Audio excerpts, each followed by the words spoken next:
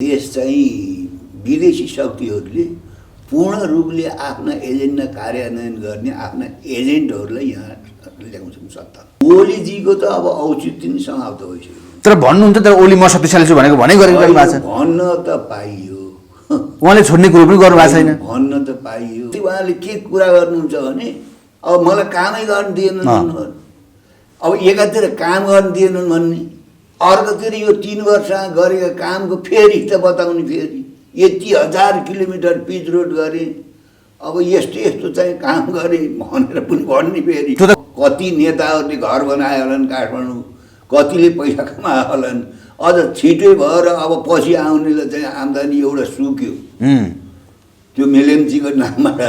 कतिले चाहिँ गाडी किने होलान् प्रशासन बस्नेहरूले, कतिले चाहिँ अब ठेकेदारहरूबाट पैसा लिएर राजनीति गरे होलान्, कतिले काठमाडौँ आफ्नो बन्दोबस्त गरे होलान्। यो यस्तो चाहिँ 7 सालपछि बहुदलीय व्यवस्था आएपछि यस्तो चाहिँ भइरहन्थ्यो। अब जुन बेला हुन्छ त्यसतिर मान्छेले के सोध्छ भने यस्तो कहिले भएको थिएन भन्ने सोध्छ। मेरो आमाले भन्नुहुन्थ्यो कि जब रुवा लाग्छ उसमा हरेक साल पोहोर जस्तो सजिलो छैन, यसपालिको रुवा धेरै कडा छ माइला भन्नुहुन्थ्यो कि।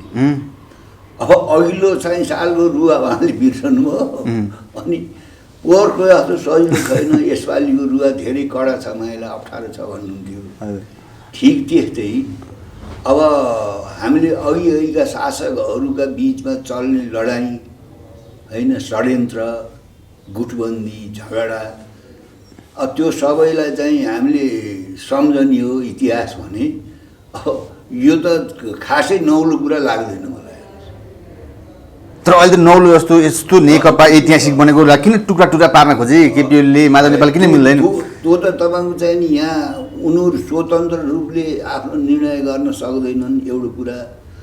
अब राजनीति गर्ने भनेको चाहिँ नेपालमा हाम्रो जस्तो गरिब देशमा चाहिँ जनताको राष्ट्रको सेवा होइन, राजनीतिको नाममा तपाईँ चाहिँ निजी महत्त्वाकांक्षा पुरा गर्ने हो। सबै नेताले त्यही छ उठाउने हो, प्राय भन्नु, सबै त नभनौँ, प्राय तपाईँ चाहिँ राष्ट्र र जनतालाई केन्द्रमा राखेर राजनीति गर्ने होइन।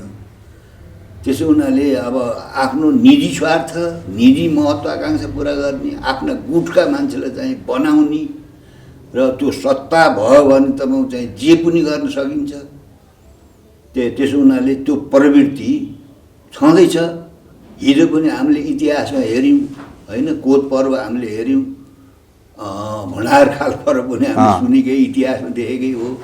अनि अब 7 सालपछि 10 वर्ष 2017 सालसम्मको चाहिँ बहुदलीय व्यवस्थामा नि अनेक खालका षड्यन्त्र, अनेक खालका खेल, सरकार बदल्ने अनि त्यहाँबाट आफ्नो मान्छे ल्याउने, अब त्यो खेल भए।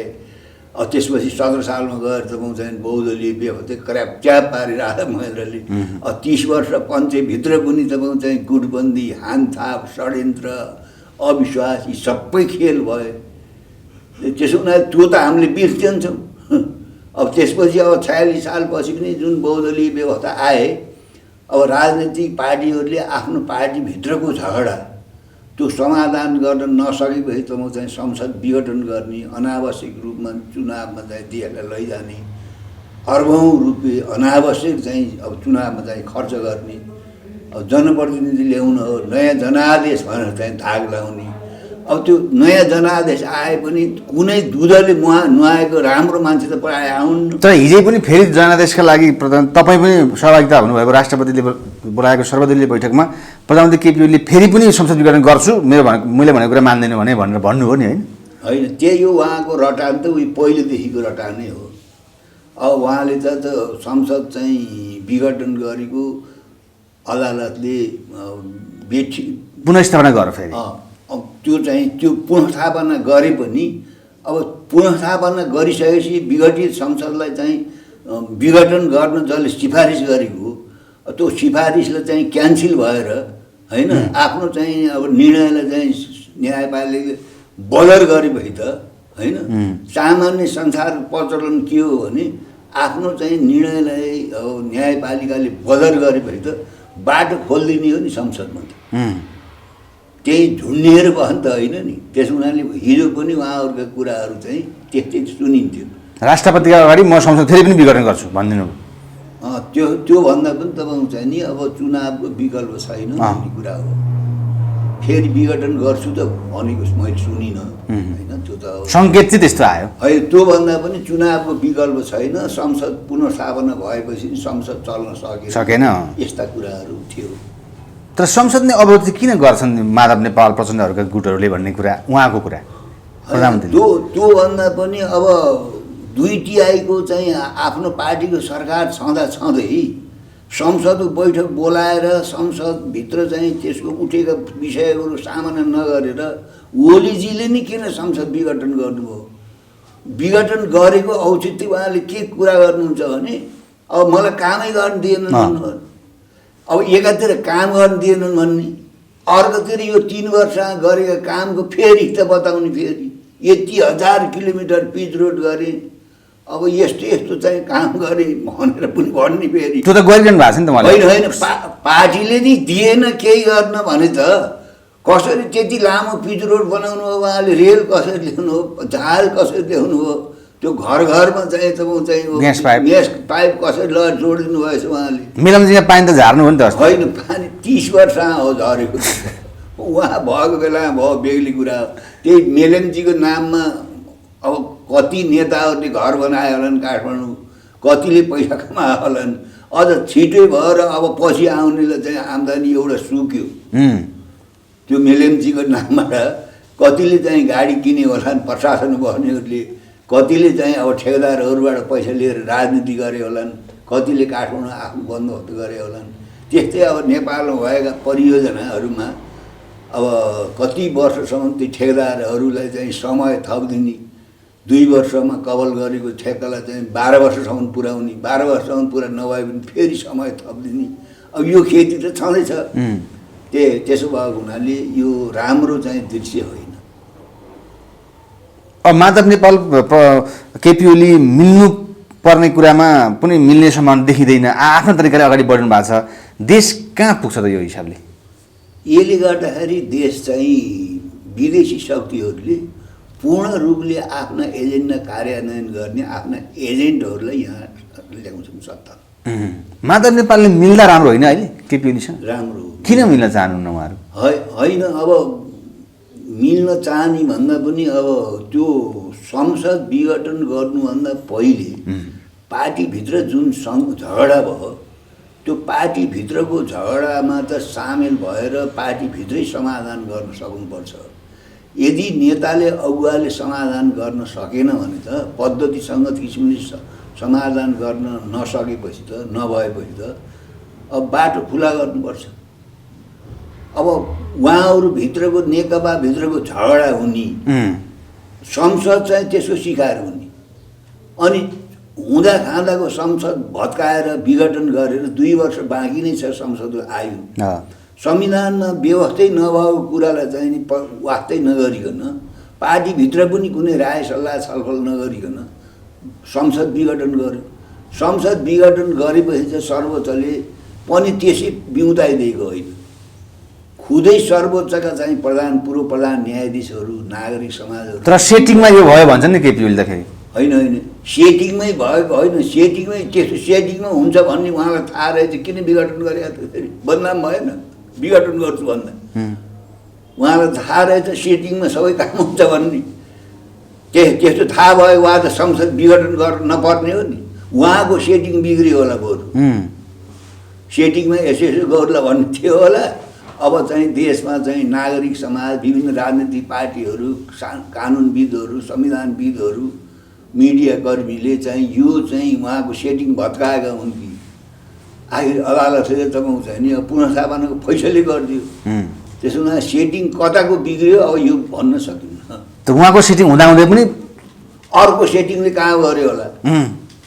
त्यो अर्को सेटिङले काम गरेको होला भने उहाँलाई थाहा होला, मलाई त्यस्तो थाहा छैन। कता कता के सेटिङ हो मलाई थाहा छैन। तर अब देश त भड्खालोमा गयो नि त। 2 वर्ष यत्रो समयदेखि कोरोनाको कहर हुँदाहुँदै संसद विघटन, नेताहरू केही भनाभन खिचातानी, प्रधानमन्त्री केपी ओलीले दिनमा 3 पटक भाषण त 3 महिना भइसक्यो लगातार देशव्यापीमा गरेको गरे। यो पनि तरिका हुन्छ त? यो चाहिँ राम्रो सङ्केत होइन। त्यो पनि अझ राष्ट्रको ढुकुरी स्वाहा पारेर तराईभित्रीमा तपाईँले हेर्नुभयो भने तपाईँ चाहिँ डिजल पेट्रोल पम्पका खुला गरेर अब मोटरसाइकल हुनेहरू बसको चाहिँ उयोहरू बस हुनेहरू मोटरहरू हुनेहरू त केबीजीको चाहिँ झन्डा समातेर लाइनमा तेल वैशाखसम्मलाई बन्दोबस्त गरे ती चाहिँ ती साधन हुनेहरू तेलको बन्दोबस्त। अनि त्यही एकै हप्तामा तपाईँ चाहिँ पेट्रोलियम पदार्थको चाहिँ भाउ दुईचोटि बढाउने भन्नुभयो चाहिँ। अब कस्तो सेटिङ मिल्दो रहेछ भने अब इन्डियामा चाहिँ पेट्रोल डिजल महँगो छ, उताका चाहिँ भारतका चाहिँ तिनी उसले यातायातका साधनले नेपालभित्र आएर चाहिँ तेल भरेर उता लगेर जाने उहाँ त महँगो छ। त्यस हुनाले अब राष्ट्रको सम्पत्ति यति दुरुपयोग गरेर अब मेरो पक्षमा चाहिँ मलाई देख्न यति मान्छे आछन् भनेर यो अर्तिकला त्यो त प्रचण्ड माता नेपाल केपीले सबैले गरे नि, सबैले गरे। त्यो अहिले त झन् बढी गरे। चुनावको बेला त्यस्तो गरेको देखिन्थ्यो विभिन्न ठेकेदारहरू भूमाफियाहरू तस्करहरूले अब चाहिँ पेट्रोल पम्प डिजल पम्पहरू फ्री गराउने होइन, अनि ती चाहिँ साधन भएकाहरूलाई चाहिँ जति सक्छौ तेल हाल भनेर। अनि सबै पार्टीको चाहिँ सभामा जाँदाखेरि चाहिँ त्यत्तिकै तेल हाले 2-4 महिनालाई त चुनावको वर्ष त ती साधन हुनेवाला त तेलै किन्न नपर्छ। आखिर नेपाली जनताको पसिना हो त्यो त, नेपाली जनताले बोक्ने भार हो त्यो चाहिँ। यहाँ त एउटा थोप्रो तेल त उत्पादन हुन्न, डिजल पेट्रोल त हेर्नु यस्तो राष्ट्रको यति सम्पत्ति दुरुपयोग गरेर मान्छे जम्मा गरेर लाएर कञ्चनपुरदेखि अब चाहिँ बुटोलसम्म आउँदाखेरि चाहिँ गाडी भाडा फ्री, खाना फ्री, आउन जान फ्री। अनि भन्ने के कसका पक्षमा रहेछन् मान्छे हेर तस्बिर भनेर भन्ने फेरि बराबर भनिहालेन। अब चाहिँ अब कञ्चनपुरबाट अब बुटोल आउन जान फ्री, खान फ्री भएपछि मान्छे आउनु न त्यहाँ फ्रीमै आउनु पाइयो, फ्रीमा आउन, फ्रीमा जान, फ्रीमा खान। त्यो बुटोल नदेखाएर त तीर्थयात्रै भयो नि। त्यो कसले बेहोर त्यो कसको ढाड भाँच्यो भन्नु, त्यो पैसा त्यही आउनेको पनि ढाड भाँचिन्छ। स्वर त छैन नि मान्छेले, फ्री सरकारले दियो। कोही सत्तामा बस्नेहरूको छ पेट्रोल पम्प निजी र त्यसरी बाँड्छन् त्यहाँ। त्यो सबै नेपाली जनता माथिको कर त्यो हो नि भार थपेर। त्यसो भए हिजो राष्ट्रपतिले आह्वान गरेको सर्वदलीय बैठकको उद्देश्य अनुसारको काम भयो भएन अथवा के उद्देश्यमा गरिएको छ त? हजुरले त्यहाँ चुनाव बुझ्नु भयो नि? पहिलो कुरा त त्यहाँ एउटा कारण त अब राष्ट्र प्रमुख विदेश जाने बेलामा, सरकार प्रमुख विदेश जाने बेलामा सर्वदलीय बैठक बोलाउने, चिया पानी खुवाउने चलन छ, यो प्रचलन हो, नयाँ कुरा केही होइन। त्यही सिलसिला बोलाएको हो भन्न ठान्छु मैले। अब त्यही बेला चाहिँ नि आफ्ना चाहिँ पहिलेदेखिका जुन एजेन्डा हुन् नि, अब संसद चल्दैन, नयाँ आदेशको लागि चाहिँ निर्वाचनमा जानुपर्छ भन्ने कुरा उहाँहरूको त्यही थियो, राष्ट्र प्रमुखको सरकार प्रमुखको। अनि त्यो हामीले भन्यौँ यस्तो सर्वदलीय बैठक त चाहिँ संविधान त्यो संसद विघटन गर्नुभन्दा पहिले बोलाउनु पर्छ नि, कति राम्रो हुन्थ्यो, चिया खाँदै कुरा गर्दै हुन्थ्यो। संसद विघटन हुन्छ कि हुन्न भने हामीले सल्लाह दिन्थ्यौँ त्यति। अहिले त जम्मै सत्यनाश पारिस भइसकेपछि तपाईँले चिया खानु बोलाउनु भयो भने म त अलिक छुट्टु मुट्टु मान्छे मैले त्यही भने। तपाईँहरूकै कारणले, राष्ट्र प्रमुख सरकार प्रमुखको कारणले मुलुकको यो हालत भएको अहिलेको हालत तपाईँहरू जिम्मेवारी हुनुहुन्छ अलिक। यहाँ त प्रधानमन्त्रीले जति भन्दा पनि नसकेर राष्ट्रपतिलाई आडमा राखेर अरू पक्षलाई फर्काउन खोजेको भन्ने। संवैधानिक राष्ट्रपति चाहिँ जे पाइ बोल्न पाइन्छ। प्रधानमन्त्रीले गरेको कामको तपाईँ चाहिँ नि अब सपोर्ट गरेर त्यसलाई बल पुऱ्याउने गरी बोल्न पाइन्छ। राष्ट्रपति त सबै सत्ता पक्ष प्रतिपक्ष सबै सबैको होला नि त राष्ट्रपति। कोही व्यक्तिको चाहिँ पक्षमा वकालत गर्न मिल्छ मिल्दैन, त्यो त गलत हो। तर प्रधानमन्त्रीले भनेको कुरा उहाँले त साइन गरेर सबै कुरा गर्दै जानुभएको छ। त्यो त हामीले भनिहाल्यौँ नि, हामीले मुखन्जर नि भन्यौँ नि। कार्यकारिणीले यदि सिफारिस गर्छ भने त्यो ठिक हो कि बेठिक हो भनेर चाहिँ संविधानविद, कानुनविद होइन, विपक्षी राजनेताहरू अब जो सत्ता बाहिर छन् उनीहरूले पनि चाहिँ सल्लाह लिन सकिन्छ, सोध्न सकिन्छ। त्यो फेरि पुनर्विचार गर्न चाहिँ पठाउन सकिन्छ आएको विधेयकलाई।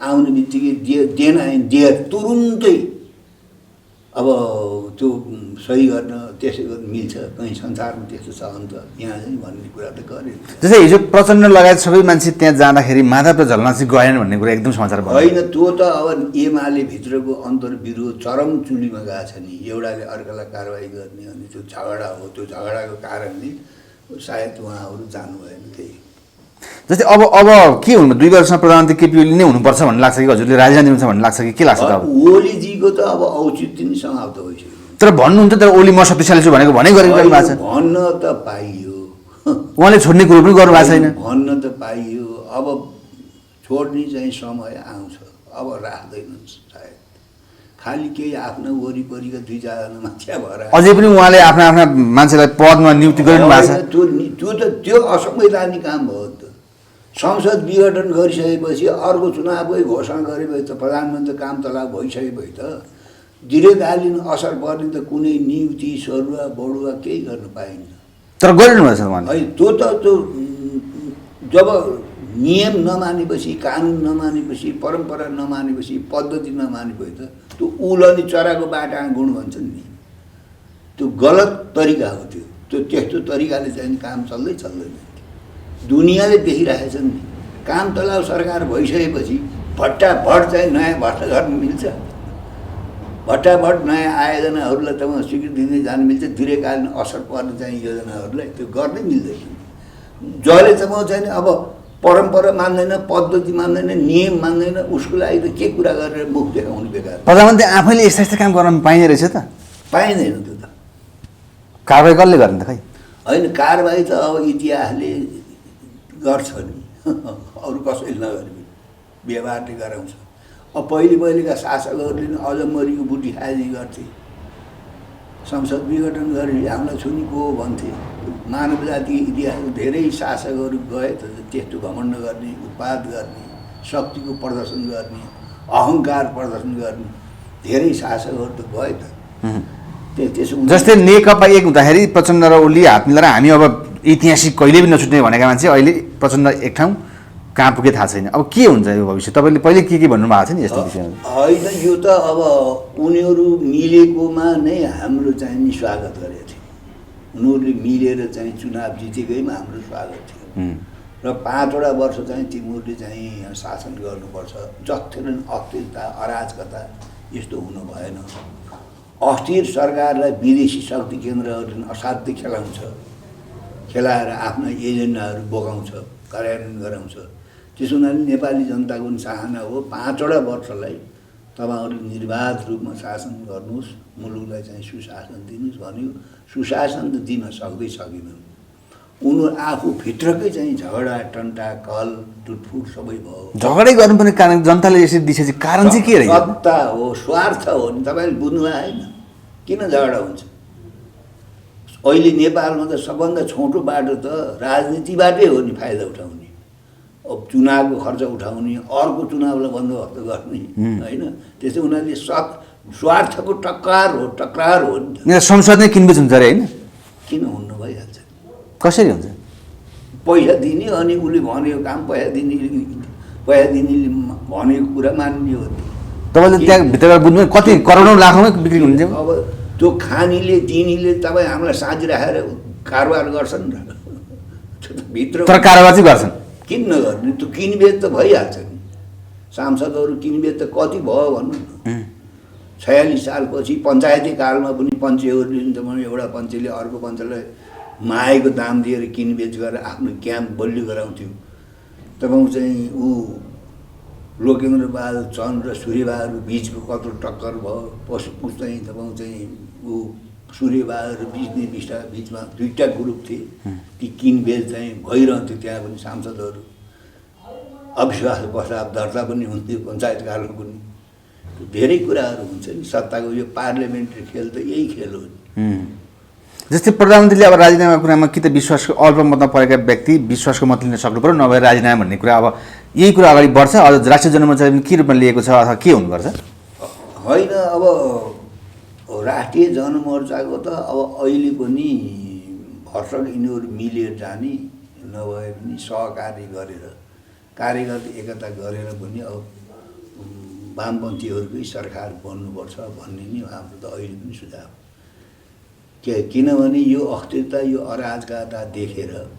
अब देशभित्र त अब कैयौँ त्यस खालका तत्त्वहरू हुन्छन् जसले यो मौकाको फाइदा उठाएर बाह्य शक्तिको काम नेकपाकै कोही व्यक्ति प्रधानमन्त्री हुनुहोस् भन्ने चाहना हजुरको नेकपाकै कोही व्यक्ति प्रधानमन्त्री होस् त्यो राम्रो हुन्छ नि अझै पनि प्रचण्ड अथवा होइन त्यो त को हुने भन्ने कुरा उनीहरूले विचार गर्ने कुरा हो हामीले टिको लगाउने कुरा होइन अब अहिले चाहिँ यो मुलुकलाई तपाईँ चाहिँ विभाजन गर्ने अहिले पनि गणतन्त्रलाई खतम पार्ने अहिले पनि तपाईँ धर्मनिरपेक्षता सिद्ध्याउने अहिले पनि देशको राष्ट्रियता सार्वभौमता र अखण्डतालाई चाहिँ ध्वस्त पार्ने अब यी तत्त्वहरू आउनुभन्दा त तपाईँ चाहिँ धेरै थोरै यिनीहरूको भूमिका सकारात्मक छ। यहाँ त हजुरले संहिता कुरा पनि गरिराख्नुहुन्थ्यो अब संहिता सँगसँगैका मुख्यमन्त्रीहरू जस्तै शेरदन राई जस्ता मान्छे हेलिकप्टर चढेर ससियल गरेका कुरा पनि आइरहेछन् यस्ता यस्ता घटना नै हुँदो रहेछ नि त हुँदाखेरि यो त अब पहिले यो संसदको लडाइँ नयाँ बानेश्वर एक ठाउँ हुन्थ्यो अहिले यो लडाइँ 8 ठाउँमा हुन्छ 8 ठाउँ षड्यन्त्र चलिरहेको छ। अब पार्लियामेन्ट पनि अब तपाईँ धनगढीमा एउटा पार्लियामेन्ट सुर्खेतमा अर्को पोखरामा अर्को काठमाडौँमा एउटा सधैँ छ हेटौँडामा एउटा पार्लियामेन्ट अनि विराटनगरमा अर्को भनेपछि सङ्घीयताको हकीकत त देख्यो नि नेपाली जनताले। राष्ट्रिय जनमोर्चाले 64 सालको पहिलो संविधान सभादेखि नै सङ्घीयताका कारणले देश चाहिँ डुब्छ है पश्चिमाहरूले जातीय राज्य बनाउन चाहिँ योजनापूर्वक चाहिँ अरबौँ चाहिँ डलर उडाइरहेका छन्। तर गाउँ गाउँमा सिंहदरबार पुगेर विकास हुन्छ भन्ने कुरा पनि गरेका थिए नि त अहिलेका सरकारले। ती झुटको खेती त गरिरहन्छ नि। राजा महेन्द्रले भनेको थिए अरूले 10 वर्ष 100 वर्षमा गरेको काम हामीले 10 वर्षमा गर्नुपर्छ भनेको थिए। वीरेन्द्रले हामीले चाहिँ एसियाको स्तरमा जापानको स्तरमा नेपाललाई लाने गफ गरेका थिए। त्यो त जनतालाई भुलाउन बेला बस्दा त्यस्ता गफ त गर्छन् नि उनीहरूले। ती गफले कुराले बोड गाँदा दुध पर्दैन होइन। त्यस्ता गफ चाहिँ शासकहरूले आफ्नो चाहिँ अब सत्ता टिकाउनलाई ती गफ चाहिँ गरिरहन्छन्। यथार्थमा ती गफमा हामी झुकिनौँ। संहिता चाहिँ खारेजै गर्नुपर्छ भन्नुहुन्छ तपाईँहरू होइन? खारेज गर्नुको विकल्प के छ त 8वटा पार्लियामेन्टमा भएको छ त अहिले त झडक अविश्वास प्रस्ताव ल्याउने एउटाले अर्कालाई फाल्ने अनि चाहिँ जोसँग पैसा छ उसले किन्ने खसी बोका दसैँ तिहार खसी बोका सांसद किनबेच कसका साथमा चाहिँ बढी चाहिँ सांसद छन् झुक्याउन सक्छ। त्यो हामीले चाहिँ खसी किन्नेलाई उचाल्छौँ कति छ यसमा मासु कति मुठ छ भनेर ठिक त्यस्तै अब हरेक यहाँ पनि संसद उचाल्न थाल्यो 8वटै ठाउँमा तपाईँ चाहिँ सांसदहरूको खरिद बिक्री भइरहेको हुन्छ।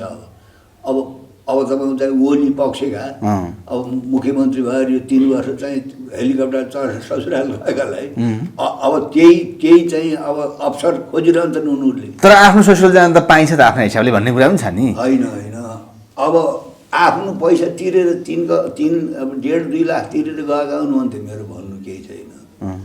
तैपनि हिजो चाहिँ जडौरीका सुवामा आएर हिँड्नेहरूले आज हेलिकप्टर चढेर ससुराल जाने हो भने है अब शेरधन त मेरो व्यक्तिगत भाइ साथी पनि जान त जानुभएछ हेलिकप्टर चढेर जानुभएको त्यो त देखिएको छ फोटामै। जानु होला आफ्नो पैसाले निश्चय राष्ट्रको पैसा होइन होला आफ्नो पैसाले त हात्ती चढेर हेलिकप्टर चढेर ठुलै सेभर जेट चढेर जान्छ। यस्तै यस्तै देख्नको लागि यो हजुरले पहिला भनेको कुरा यस्तै यस्तै घटनाहरू देख्नलाई नै यो भएको रहेछ त अब अन्तिममा निकास के गर्ने त? निकाह त सङ्घीयता खारेज हुनुपर्छ। अब नेपालमा चाहिँ एकात्मक प्रणालीको विकल्प सङ्घात्मक प्रणाली होइन। हामीलाई एउटा संसद नयाँ बानेश्वरको एउटा संसद पनि भाडा चलेको छ आफ्नो संसद घर छैन अहिलेसम्म नेपालमा चाहिँ यस्तो किसानहरू भएको ठाउँ कृषि मल कारखाना छैन अहिलेसम्म जतिवटा सरकार आयो भने 7 सालपछि त म चाहिँ झन्डै 30-31वटा सरकार आयो होला यस्तो कृषि प्रधान देशमा एउटा मल कारखाना छैन। शैक्षिक क्षेत्रमा मेडिकल क्षेत्रमा जनतालाई कुनै सेवा सुविधा छैन रोजगारी छैन। अब यस्तो बेलामा अब राजनीतिक पार्टीहरूले चाहिँ सत्ता र शक्तिको लागि लडिरहँदा सङ्घर्ष गरिरहँदा र मुलुक र जनताको पक्षमा चाहिँ चिन्ता भन्दा पनि आफ्नो चिन्ता आफ्नो गुटको चिन्ता गरेर यो लडिरहने जो प्रवृत्ति छ यसले गर्दाखेरि मुलुकको स्थिति नै अब चाहिँ अप्ठ्यारो स्थितिमा जान्छ। त्यसो भएर पार्टीहरूले यो सबैलाई चाहिँ नि हेक्क राखेर अहिले अब यो संसदीय प्रणालीबाट चाहिँ नेपाली जनताको आमूल मुक्ति हुन सक्दैन। अब एक दिन न एक दिन तपाईँ चाहिँ नयाँ जनवादी क्रान्तिको आवश्यकता हुन्छ। त्यसको लागि चाहिँ नि हामीले पनि तयारी चाहिँ गर्दै गइरहेका छौँ। अहिलेको बहसमा चाहिँ गणतन्त्रको रक्षा हुनुपर्छ, धर्मनिरपेक्षता, बहुदलीय व्यवस्थाको अहिले रक्षा हुनुपर्छ यो अस्थायी रूपमा। अब यसैलाई पनि खतम पार्नको लागि चाहिँ नि निर्दलीय पक्षहरू, राजतन्त्रवादीहरू, जातिवादीहरू, पृथकतावादीहरू चाहिँ लागिरहेका छन्। त्यसको विरुद्धमा चाहिँ सङ्घर्ष गर्नुपर्छ। किनभने भारतमा, बेलायतमा, अमेरिकामा, फ्रान्समा त अब बहुदलीय व्यवस्थाको बारेमा त चिन्ता कसैले लिनु पर्दैन, संस्थागत भइसक्यो। कसैले पनि सक्दैन बहुदलीय व्यवस्था। गणतन्त्र उल्ट्याउन सक्छन् अब त फ्रान्समा, भारतमा कसैले त्यो सपना पनि देख्दैन। तर नेपालमा अहिले पनि गणतन्त्रमाथि कालो बादल मडारिएको छ, धर्मनिरपेक्षतामाथि, यो बहुदलीय व्यवस्थामाथि चाहिँ त्यो भइरहेको छ। त्यसो भएको हुनाले अहिले पनि तपाईँ चाहिँ नि गणतन्त्रको रक्षा गर्नुपर्छ, बहुदलीय व्यवस्था र धर्मनिरपेक्षता रक्षा गर्नुपर्छ। अब यसैले चाहिँ आम जनताको समस्या समाधान गर्ने भए हेरिसक्यौँ हामीले, गर्दैन यसले। नगरे पनि निरङ्कुश तपाईँ चाहिँ व्यवस्थाको तुलनामा, सैनिक शासनको तुलनामा यो त कमसेकम जनताको लेख्ने बोल्ने सभा सङ्गठन गर्ने अधिकार। यही बहुदलीय व्यवस्था अहिलेको यो चाहिँ गणतन्त्र व्यवस्था नभएको भए तपाईँले र मैले प्रधानमन्त्रीको कुरा गऱ्यौँ, राष्ट्रपतिको कुरा गऱ्यौँ, त्यस्तै अरू पार्टीहरूको कुरा गऱ्यौँ, विदेशी शक्तिहरूको कुरा गऱ्यौँ। यही कमसेकम यो त एउटा उपलब्धि हो नि। यसलाई पनि चिप्ट्याउने चाहिँ योजना बनिरहेको छ। गणतन्त्रको आवश्यकता छैन, धर्मनिरपेक्षता आवश्यकता छैन भनिरहेको छन् मान्छेले। त्यो भनेको कुरा के हो भने हिजो 46 सालभन्दा पहिलेको व्यवस्था ल्याउनु खोजेको। राजतन्त्र चाहिने, नेपालमा हिन्दू राज्य बनाउनु पर्ने, फेरि हिन्दू सम्राट बनाउनु पर्ने, फेरि राजा आउने सम्भावना, त्यो विषयलाई तपाईँको चाहिने भारतीय जनता पार्टीका नेताहरूले त्यही हुनुपर्छ। आफ्नो देशमा हिन्दू राज्य बनाउन नसक्ने, आफ्नो देशमा तपाईँको चाहिँ नि अब धर्मनिरपेक्ष सापेक्ष अब देश बनाउन नसक्ने। अब यहाँ चाहिँ भारतीय चाहिँ अहिलेका शासकहरू नेपाललाई हिन्दू राज्य बनाउन चाहछन्। अब नेपालमा त हिन्दू राज्य हुने बित्तिकै त हिन्दू सम्राट चाहियो उनीहरूलाई। त्यसो हुनाले त्यो उनीहरूको त चाहिँ अब इसाराले यहाँका हिजोका चाहिँ प्रतिगामीहरू, हिजोका निरङ्कुश चाहिँ अब सत्ता चलाएर जनतामाथि शासन गरेकाहरू अहिले रमाएका छन्। किन नेकपाभित्रको यो जुन भाँड भइलो छ नि, अब संसद विघटन गरेको ठिक छ, प्रधानमन्त्रीले भनेको त वकालत गरेको तपाईँले सुन्नुभएको छ। कस्ता मान्छेले गरिरहेका छन् भने हिजो नेपालमा नेपाली जनताको बोल्ने, लेख्ने, सभा सङ्गठन गर्ने सारा अधिकार खाएर निरङ्कुश हुकुमी शासन चाहिँ चलाएका पक्षहरूले अहिले ओलीको समर्थन गरेका छन्। ओलीजीले संसद विघटन गरेर ठिक गर्नुभयो, त्यो प्रधानमन्त्रीको अधिकार हुन्छ भनेर भनिरहेको छ। किन भनेको छ ओलिया मायाले होइन। यो बहुदलीय व्यवस्था सिद्धियोस्, गणतन्त्र सिद्धियोस्, धर्मनिरपेक्षता सिद्धियोस् र हिजोको तपाईँ चाहिँ जुन राजतन्त्रले रजाइ गरेको थियो त्यो राजतन्त्रका वरिपरि घुमेर नेपाली जनतालाई चाहिँ शोषण गरेर मोज मजा गरेका, ऐस आराम गरेकाहरूले फेरि त्यही खोजिरहेका छन्। तर बहुदलीय व्यवस्थाको तपाईँ चाहिँ नि अब विकल्प निर्दलीय व्यवस्था होइन। नेपालको सन्दर्भमा चाहिँ एकात्मक व्यवस्थाको चाहिँ विकल्प चाहिँ सङ्घात्मक व्यवस्था हुँदै हुन्न। यो चाहिँ 10-8 वर्षको चाहिँ अनुभवले चाहिँ नेपाली जनतालाई धेरैलाई थाहा हो। हाम्रो पार्टी चाहिँ दूरदर्शी थियो भन्ने कुरा यसले बुझिन्छ कि तपाईँ चाहिँ यो देशले सङ्घीय प्रणाली धान्न सक्दैन। अहिले अब 36,000 भन्दा बढी एउटा नेपाली टाउका ऋण छ। विदेशीहरूले पैसा साबट दिएर यहाँ सङ्घीयता पाल्ने अरे 885 जना सांसद पाल्न पर्ने हामी गरिब देशका मान्छेले। पार्लिमेन्ट चलाउनु पर्ने 8वटा ठाउँको मन्त्रीमण्डल, अनि 8वटा ठाउँमा अनि प्रदेश प्रमुखहरू, अनि त्यति मात्रै होइन अझै तपाईँ चाहिँ जातीय प्रदेश बनाउने पो आइरहेको छ त। अब त्यसो भएको हुनाले सङ्घीय प्रणालीबाट नेपालको चाहिँ नि समृद्धि हुन्न। नेपाली जनताले यो सेतो हात्ती पाल्नै सक्दैन भनेर हामीले उति बेलै भनेको र अहिले पनि धेरै नेपालीलाई चाहिँ यो महसुस। हस्, थ्याङ्क यू समयको लागि। धन्यवाद।